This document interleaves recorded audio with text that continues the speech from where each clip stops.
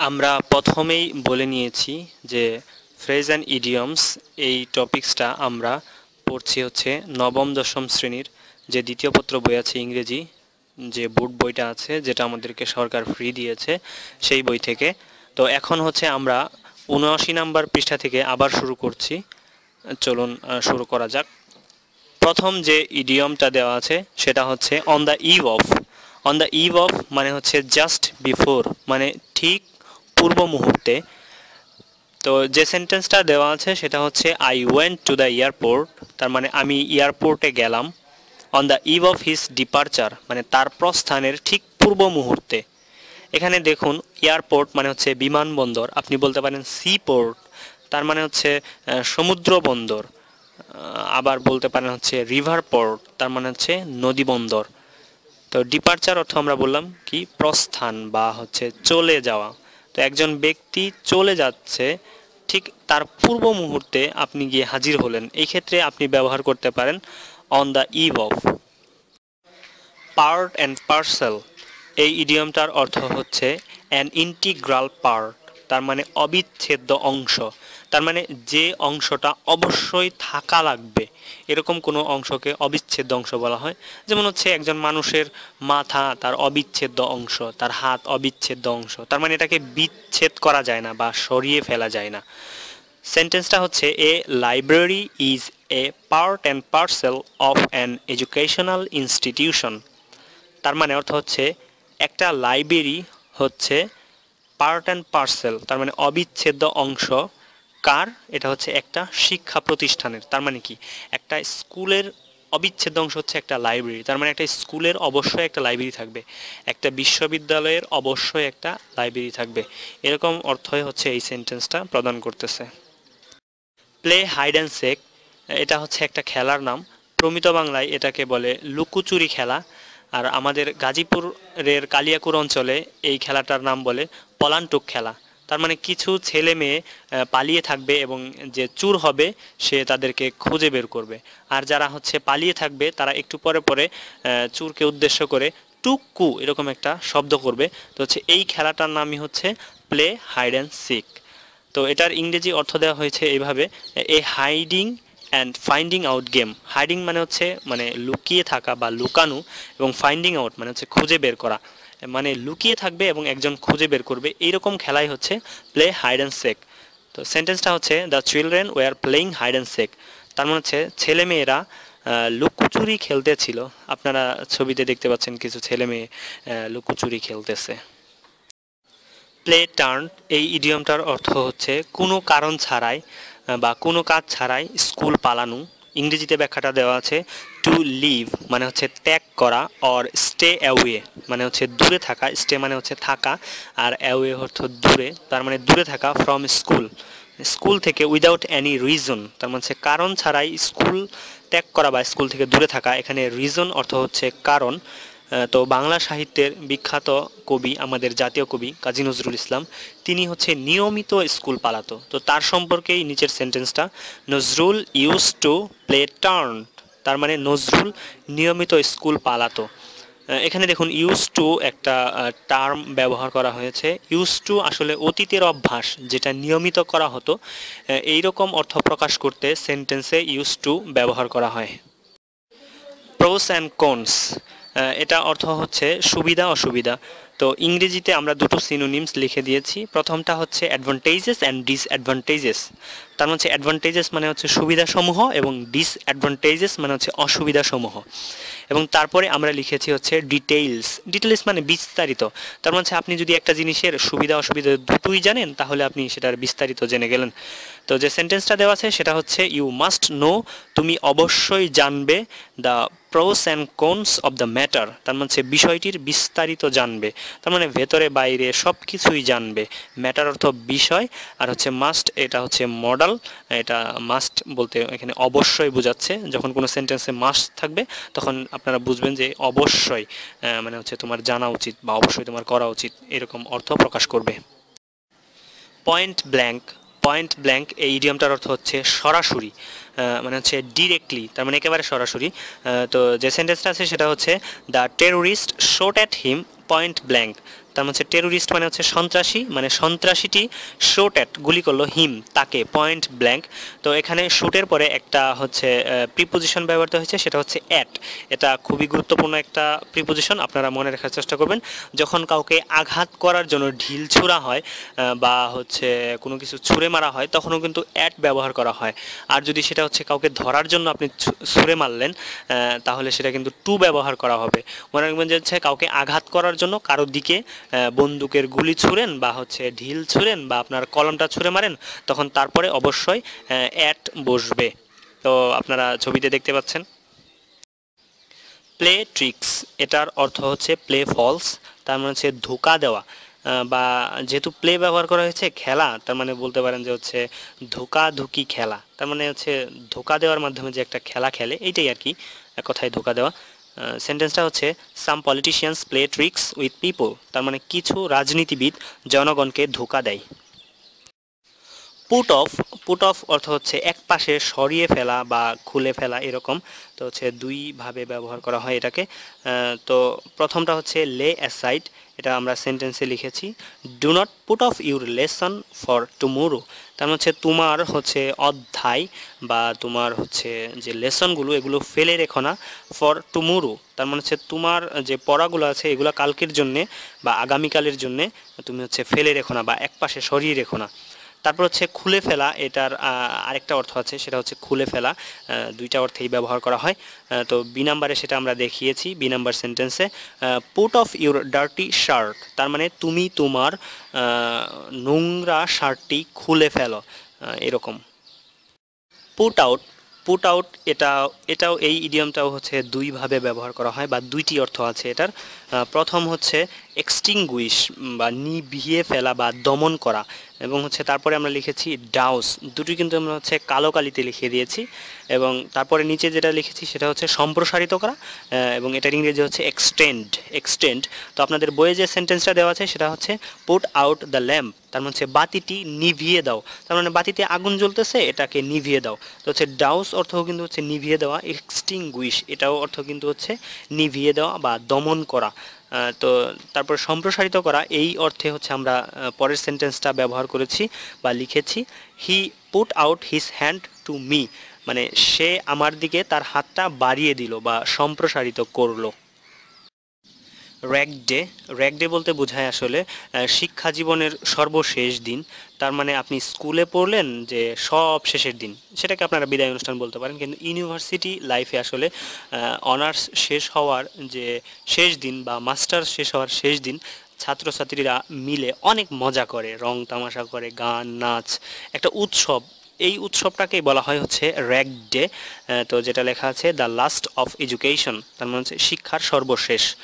তো সেন্টেন্সটা হচ্ছে students enjoy the rag day every year, তার মানে হচ্ছে প্রত্যেক বছর ছাত্রছাত্রীরা র্যাগ ডে এটা হচ্ছে এনজয় করে বা উপভোগ করে। রেড লেটার ডে, এটার অর্থ হচ্ছে স্মরণীয় দিন, যেটাকে ইংরেজিতে বলা হয় এ মেমোরেবল ডে। মেমোরেবল অর্থ হচ্ছে স্মরণীয়। তো আসলে রেড অর্থ হচ্ছে লাল, লেটার অর্থ হচ্ছে চিঠি, আর ডে অর্থ হচ্ছে দিন। তার মানে এটার শাব্দিক অর্থ হচ্ছে লাল চিঠির দিন। কিন্তু আমরা আগেই বলেছি যে ইডিয়ম হচ্ছে সবসময় একটা বিশেষ অর্থকে বোঝাবে, তাই এটার বিশেষ অর্থ হচ্ছে স্মরণীয় দিন।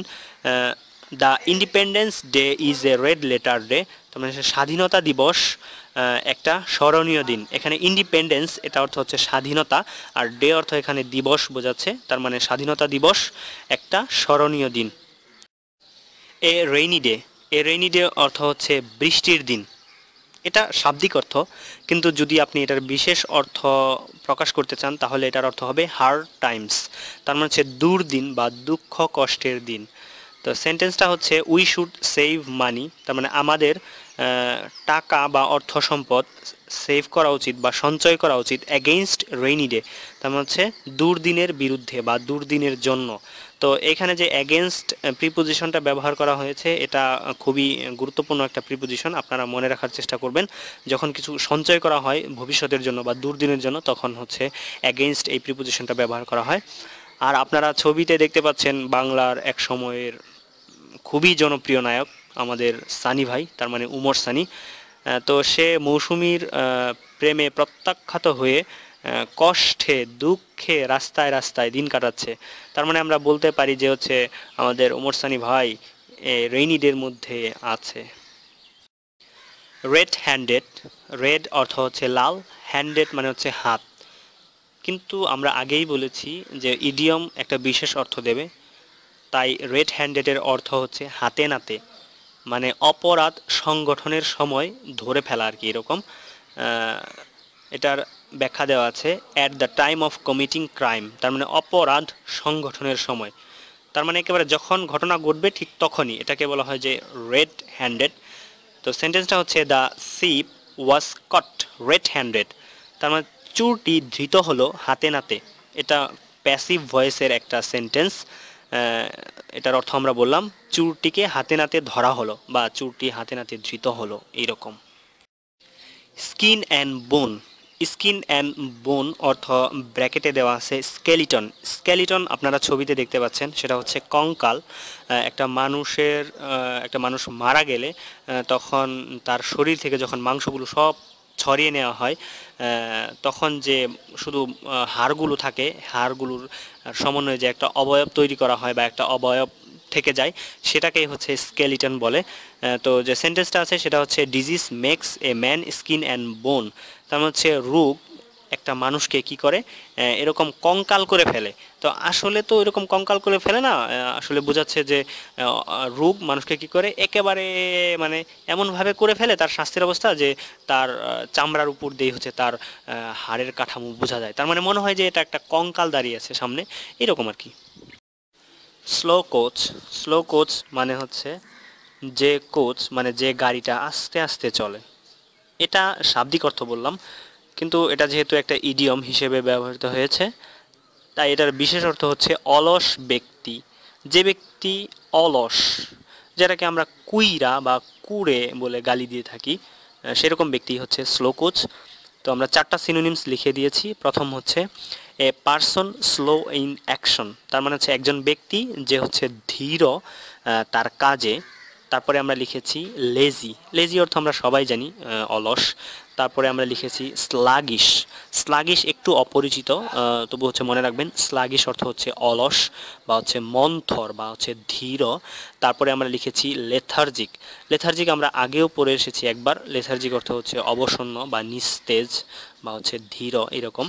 তো প্রথম সেন্টেন্স সেটা হচ্ছে এ স্লো কোচ লাইক হিম, মানে তার মতো অলস ব্যক্তি ক্যান নট ডু ইট, এটা করতে পারে না উইদিন দিস টাইম, তার মানে এই সময়ের মধ্যে, মানে এই সময়ের মধ্যে তার মতো অলস ব্যক্তি এটা করতে পারে না।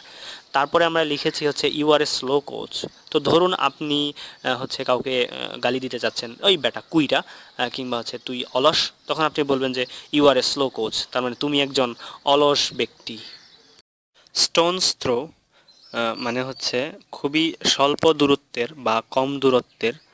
তো এখানে লেখা আছে অ্যাট শর্ট ডিস্টেন্স, শর্ট মানে হচ্ছে কম বা খাটো, ডিস্টেন্স মানে হচ্ছে দূরত্ব। তো স্টোনস থ্রো মানে হচ্ছে ধরেন আপনি এখান থেকে ঢিল দিয়ে একটা পাথরের টুকরা দিয়ে ঢিল দিয়ে যত দূর দিতে পারেন, এটা কিন্তু খুব বেশি দূর হবে না, স্বল্প দূরত্বই হবে। তো এরকম স্বল্প দূরত্ব বোঝাতে স্টোনস থ্রো এই ইডিয়মটা ব্যবহার করা হয়। তো সেন্টেন্সটা হচ্ছে my school is at stone's throw from my residence, তার মানে আমার স্কুল হচ্ছে স্বল্প দূরত্বে, কোথা থেকে, ফ্রম মাই রেসিডেন্স মানে আমার বাসা থেকে। রেসিডেন্স অর্থ হচ্ছে আপনি যেখানে থাকেন, সেটাকে রেসিডেন্স বলা হয়। সাম অ্যান্ড সাবস্ট্যান্স, এটার অর্থ হচ্ছে সামারি বা সারাংশ বা মূল অংশ। তো সেন্টেন্সটা হচ্ছে this is the some and substance of the story, হচ্ছে এই হচ্ছে গল্পের সারাংশ বা মূল কথা বা সারসংক্ষেপ। সামার ফ্রেন্ডস, তার মানে হচ্ছে সুসময়ের বন্ধু। এটা অর্থ বোঝাচ্ছে দুধে মাছি। আমরা এর আগেও বলেছিলাম যে বন্ধুটা আসলে বন্ধু না, কিন্তু বন্ধুর ভান করে থাকে, তার মানে মিথ্যুক বন্ধু বা একটা বোগাস একটা বন্ধু, এটার অর্থ লেখা আছে ফলস ফ্রেন্ড। এরকম একটা ইডিয়ম আমরা আগেও পড়েছিলাম। তো সেন্টেন্সটা হচ্ছে summer friends do not come, মানে সুসময়ের বন্ধুরা আসে না বা হচ্ছে দুধে মাছিরা আসে না ডিউরিং ইভিল ডে, মানে হচ্ছে দুঃখ কষ্টের দিনে বা হচ্ছে অনেক কষ্ট কষ্টের দিনে বা অনেক দুর্ভিক্ষের সময়ে এরকম আর কি। যখন আপনি কষ্টে থাকেন, যখন আপনি যন্ত্রণায় থাকেন, সেই দিনগুলোতে আপনি হচ্ছে সুসময়ের বন্ধুদেরকে বা দুধে মাছিদেরকে আসলে পাবেন না। স্কোয়ার মিল, স্কোয়ার আমরা সবাই জানি স্কোয়ার মানে হচ্ছে বর্গ, আর মিল অর্থ হচ্ছে আহার বা খাবার। তো স্কোয়ার মিল অর্থ হচ্ছে মানে ভরা পেটে খাওয়া আর কি, এমন মানে ফুল মিল। তো এখানে আপনারা একটা ছবি দেখতে পাচ্ছেন, এটা হচ্ছে কুংফু পান্ডা আর কি। কুংফু পান্ডা ছবিতে একটা অ্যানিমেশন ছবি, সেইখান থেকে নেওয়া হয়েছে মূল চরিত্র। তো এই পান্ডা সবসময় খায়, মানে খুবই খায়। তো দেখতে পাচ্ছেন তার খাওয়ার মানে খাওয়ার ফলে তার পেটটা একেবারে গুলগাল হয়ে মানে ভরে আছে, পরিপূর্ণ হয়ে আছে। তো সে কখনো কম খায় না, যখন খায় অনেক খায়। তো এরকম অনেক খাওয়া বা একেবারে তৃপ্তি সহকারে মানে ফুল পেটে খাওয়া, এটাই হচ্ছে স্কোয়ার মিল। তো আমরা লিখেছি the poor can not have 2 square meals a day.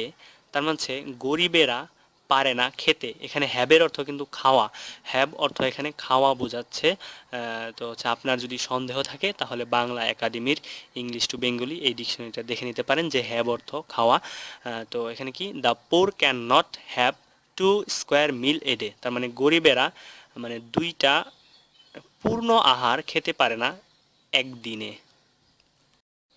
Step by step, এই ইডিয়মটার অর্থ হচ্ছে ধীরে ধীরে বা পর্যায়ক্রমে বা আস্তে আস্তে। আমরা 4টা সিনোনিমস লিখে দিয়েছি। প্রথম হচ্ছে গ্র্যাজুয়ালি, গ্র্যাজুয়ালি অর্থ হচ্ছে ধীরে ধীরে। তারপরে লিখে দিয়েছি স্লোলি, একই অর্থ। তারপরে লিখে দিয়েছি স্টেডিলি, এটা অর্থ হচ্ছে ধীরে ধীরে। তারপর লিখেছি লিটল বাই লিটল, তার মানে হচ্ছে একটু একটু করে।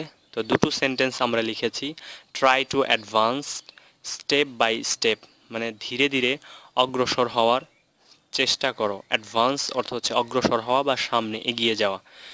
বি নাম্বার সেন্টেন্সে আমরা লিখেছি his condition is improving step by step, তার মানে তার অবস্থা ধীরে ধীরে উন্নতি হচ্ছে। মনে হচ্ছে লোকটা অসুস্থ, এই জন্য তার সম্পর্কে বলা হচ্ছে যে তার অবস্থার ধীরে ধীরে উন্নতি হচ্ছে।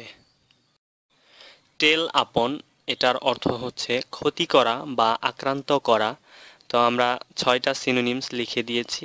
প্রথমে হচ্ছে টু এফেক্ট, তার মানে আক্রান্ত করা। তার নিচে লিখেছি ড্যামেজ, ড্যামেজ মানে হচ্ছে ক্ষতি করা বা একটা জিনিসকে নষ্ট করে দেওয়া। স্পয়েল, স্পয়েল অর্থ হচ্ছে নষ্ট করে দেওয়া বা ক্ষতি করে দেওয়া। হার্ম, হার্ম অর্থ হচ্ছে ক্ষতি করা, এটা খুবই সহজ একটা শব্দ। ইম্পেয়ার, ইম্পেয়ার অর্থ হচ্ছে ক্ষতি করা, এটা হয়তো বা একটু অপরিচিত, তবু হচ্ছে মনে রাখার চেষ্টা করবেন।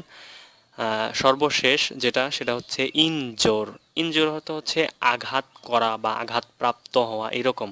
তো যে ইনজোর হয় সে কিন্তু হচ্ছে তার একটা ক্ষতি হয়ে যায় আর কি, এরকম।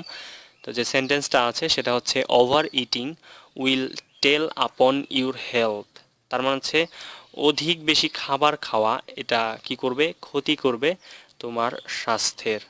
আর আপনাদের বইয়ে যে সেন্টেন্সটা দেওয়া আছে সেটা হচ্ছে ওভার ওয়ার্ক উইল টেল আপন ইউর হেলথ, তার মানে অধিক কাজ কি করবে, ক্ষতি করবে বা আক্রান্ত করবে তোমার স্বাস্থ্য। টু দ্য ব্যাকবোন, ব্যাকবোন অর্থ হচ্ছে মেরুদণ্ড। যেহেতু এটা একটা ইডিয়ম, এটার অর্থ হচ্ছে মানে এটার বিশেষ অর্থ হচ্ছে হাড়ে হাড়ে। দুটো সিনোনিমস আমরা লিখেছি। প্রথম হচ্ছে ইন দ্য ইনমোস্ট বিং, তার মানে হচ্ছে একেবারে সর্বক্ষেত্রে বা সব জায়গায় বর্তমান এরকম। তারপরে হচ্ছে লিখেছি টু দ্য কোর, তার মানে হচ্ছে একেবারে কোর পয়েন্টে। যেমন হচ্ছে নারিকেলের কিন্তু হচ্ছে যে কোরটা কে বলা হয়, যে নারিকেলের ভেতরে যে গোস্ত থাকে তার আগে যে হচ্ছে সোবরা বা হচ্ছে নারিকেলের খোসা, এগুলো কিন্তু দরকারি না, ওই ভেতরের অংশটাকে কোর বলা হয়। তো যার কোরের মধ্যে হচ্ছে ঝামেলা আছে, তার কিন্তু সব জায়গায় ঝামেলা, তার মানে সেটা পুরোটাই হচ্ছে ঝামেলা এরকম আর কি। তো এ নাম্বার সেন্টেন্সে আমরা লিখেছি the boy is wicket two the backbone, তার হচ্ছে বালকটি হাড়ে হাড়ে দুষ্ট। এখানে উইকেট অর্থ দুষ্ট, আর হচ্ছে পাজিও বলা যেতে পারে। বি নাম্বার সেন্টেন্সে লিখেছি you are an imp to the backbone, মানে তুমি হাড়ে হাড়ে শয়তানের বাচ্চা। এখানে ইম্প একটা নতুন শব্দ, এটা কিন্তু হচ্ছে শয়তানের বাচ্চা। যদি কাউকে শয়তানের বাচ্চা বলে গালি দেন, মানে ইম্প বলে গালি দেন, সে যদি বুঝতে পারে যে হচ্ছে ইম্প অর্থ শয়তানের বাচ্চা, তাহলে কিন্তু খবর আছে, কাজেই সাবধান। আপস অ্যান্ড ডাউনস, এটার অর্থ হচ্ছে উত্থান পতন। ব্র্যাকেটে অর্থটা আছে রেইজ অ্যান্ড ফল। রেইজ অর্থ উপরে ওঠা, ফল অর্থ হচ্ছে নিচের দিকে নামা। আমরা একটা রেখার সাহায্যে দেখিয়েছি, একটা রেখা একবার উপরের দিকে উঠতেছে, আবার নিচে নামতেছে, আবার উপরে উঠতেছে, আবার নিচে নামতেছে। তো হচ্ছে এরকম অবস্থায় হচ্ছে আপস অ্যান্ড ডাউনস। সেন্টেন্সটা হচ্ছে every life has ups and downs, তার মানে প্রত্যেক জীবনেই উত্থান পতন আছে। তার মানে মানুষের জীবনে কিন্তু কখনো সাফল্য আসে, আবার কখনো ব্যর্থতা আসে। তো এই যে সাফল্য ব্যর্থতা নিয়ে জীবন, এটাকেই বলা হয়েছে যে প্রত্যেক জীবনেই উত্থান পতন আছে। আপ অ্যান্ড ডুইং, এই ইডিয়মটার অর্থ হচ্ছে মানে খুবই সক্রিয় বা খুবই প্রাণবন্ত হওয়া আর কি, মানে উদ্যমের সাথে কাজ করা এরকম আর কি, মানে উদ্যম। তো চারটা সিনোনিমস আমরা লিখে দিয়েছি। প্রথমটা হচ্ছে ভেরি অ্যাক্টিভ, তার মানে খুবই সক্রিয়। তার নিচে লিখেছি এনার্জেটিক, এনার্জি হচ্ছে শক্তি, সেখান থেকে আসছে এনার্জেটিক, তার মানে হচ্ছে শক্তিশালী বা যার মধ্যে খুবই হচ্ছে কর্মক্ষমতা আছে এই রকম। তারপরে লিখেছি ভিগোরাস, ভিগোরাস অর্থ হচ্ছে কর্মক্ষম বা শক্তিশালী বা প্রাণবন্ত। তারপরে লিখেছি আমরা লাইভলি, লাইভলি অর্থ হচ্ছে ওই আপ অ্যান্ড ডুইং বা হচ্ছে প্রাণবন্ত বা চটপটে এইরকম। এ সেন্টেন্সে লিখেছি আমরা be up and doing to prosper in life, তার মানে আদেশ করা হয়েছে এই সেন্টেন্সে, তার মানে হচ্ছে কর্ম উদ্যোগী হও বা হচ্ছে একটু সক্রিয় হও, কি করতে, টু প্রসপার মানে হচ্ছে উন্নতি করতে, প্রসপার অর্থ হচ্ছে উন্নতি করা, ইন লাইফ মানে জীবনে। তারপর বি নাম্বার সেন্টেন্সে লিখেছি we should be up and doing, তার মানে আমাদের কর্ম উদ্যোগী হওয়া উচিত, তার মানে আমাদের হচ্ছে সক্রিয় হওয়া উচিত। টু গেট মানে পেতে জিপিএ 5, তার মানে জিপিএ 5 পেতে আমাদের কি হওয়া উচিত, সক্রিয় হওয়া উচিত। ওয়েল অ্যান্ড ও, এটার অর্থ হচ্ছে দুঃখ কষ্ট। যেটা ইংরেজিতে অর্থ দেওয়া আছে সেটা হচ্ছে in happiness and sufferings. Happiness অর্থ হচ্ছে সুখ, আর সাফারিংস অর্থ হচ্ছে দুঃখ কষ্ট, এটা আমরা আগেও পড়েছি। এক নম্বর সেন্টেন্সে লিখেছি good friends will help you, তার মানে ভালো বন্ধুরা তোমাকে সাহায্য করবে। ইন ওয়েল অ্যান্ড ও, তার মানে হচ্ছে দুঃখ কষ্টে। দুই নম্বর সেন্টেন্সে লিখেছি human life is full of weal and woe, তার মানে হচ্ছে মানব জীবন পরিপূর্ণ, কিসে পরিপূর্ণ, দুঃখ কষ্টে। Well to do, well to do মানে হচ্ছে সচ্ছল বা ধনী বা হচ্ছে যার অভাব নেই এরকম আর কি। তো এটাকে ইংরেজিতে বলা হয় সলভেন্ট, সলভেন্ট অর্থ হচ্ছে সচ্ছল। সেন্টেন্সটা হচ্ছে he comes of A well to do family, তার মানে সে একটা সচ্ছল পরিবারে জন্মগ্রহণ করে। এখানে কামস অফ বা কাম অফ, এটা কিন্তু হচ্ছে জন্মগ্রহণ করা, আসা না। এটাও একটা ইডিয়ম, কাজেই হচ্ছে মনে রাখবেন কাম অফ অর্থ হচ্ছে জন্মগ্রহণ করা। তো হচ্ছে আমরা শেষ দিলাম আমাদের বইয়ের হচ্ছে ফ্রেজেস অ্যান্ড ইডিয়মস এই টপিক্সটা। তো হচ্ছে শেষ করার আগে আরেকটু মজার মজার বিষয় হচ্ছে আমরা পড়ে নেব। তো হচ্ছে চলুন দেখি সামনে আমাদের জন্য কি ওয়েট করতেছে।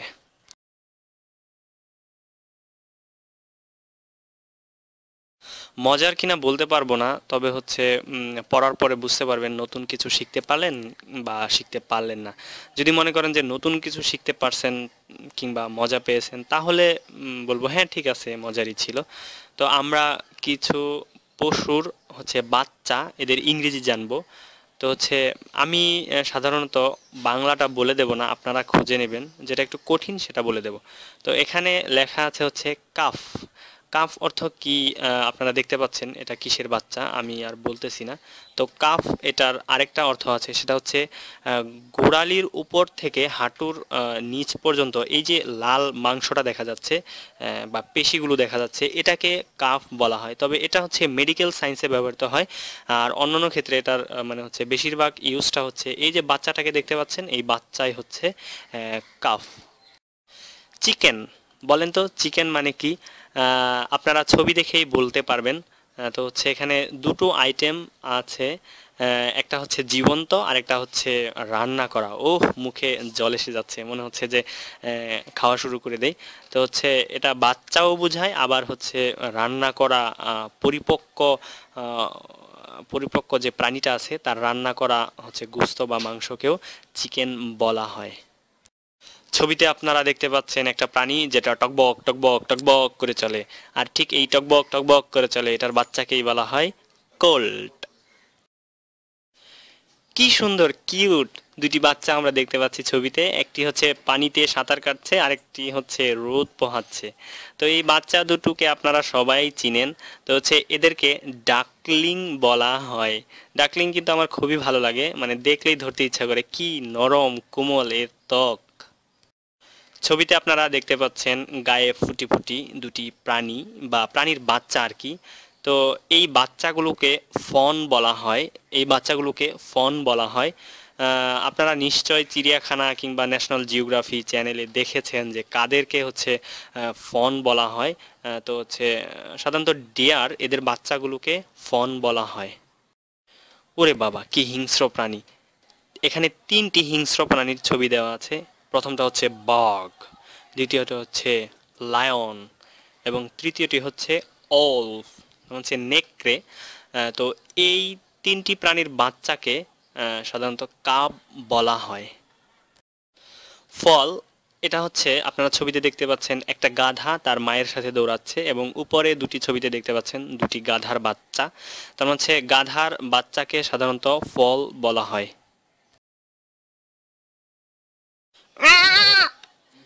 এই ডাকটা কোন প্রাণীর এটা আপনারা সবাই জানেন, আমার আর বলার প্রয়োজন নেই। তো যে প্রাণী এইভাবে ডাকে সেই প্রাণীর বাচ্চাটাকেই কীট বলা হয়। আপনারা যে প্রাণীর ডাকটা শুনলেন এটা হচ্ছে ভেড়ার ডাক, আর সেই ভেড়ার বাচ্চাকেই বলা হয় ল্যাম্প। আশা করি সবারই মনে থাকবে।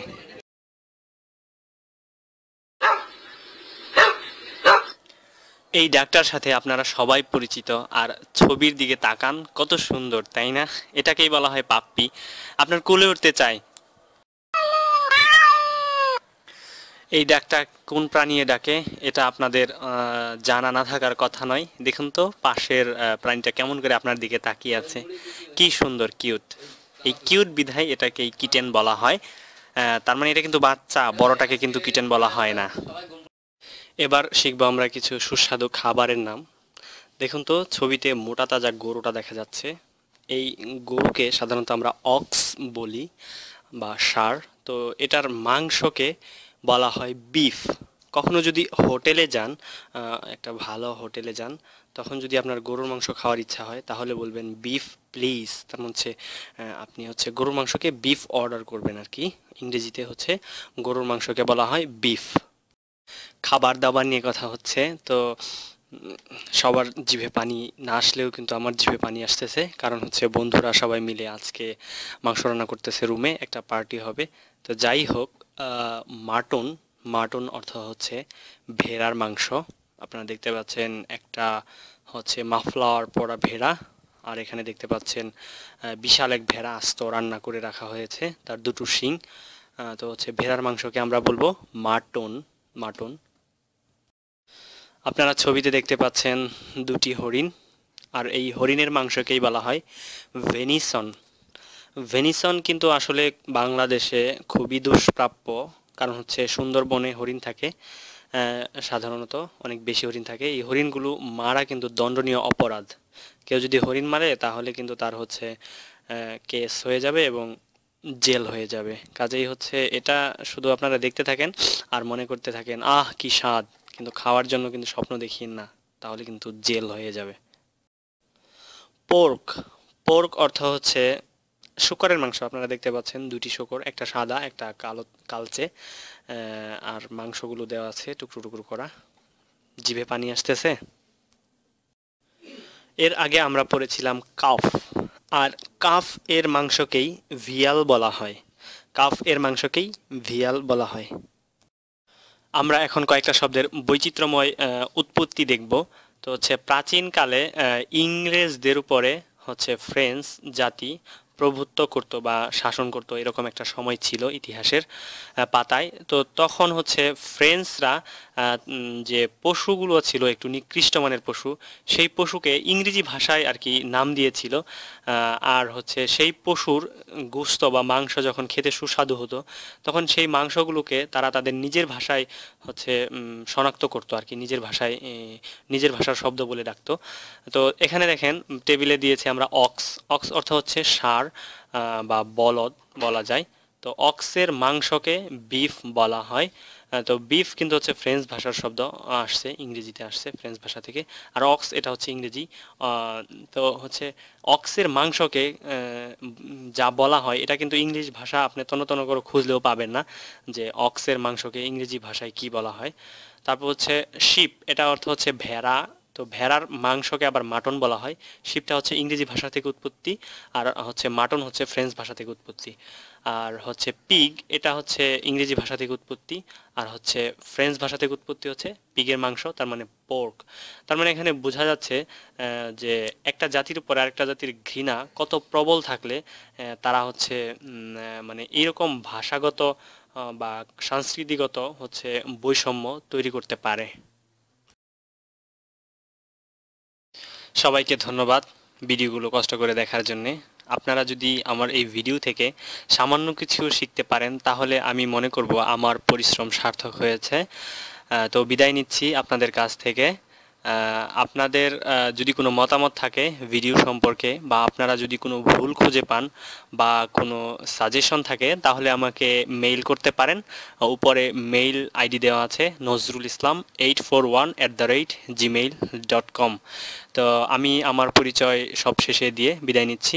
আমার নাম হচ্ছে নজরুল ইসলাম, ঢাকা ভার্সিটির রাষ্ট্রবিজ্ঞান ডিপার্টমেন্টে পড়ছি, 2010-11 সেশন। তো সবাই ভালো থাকবেন। আল্লাহ হাফেজ।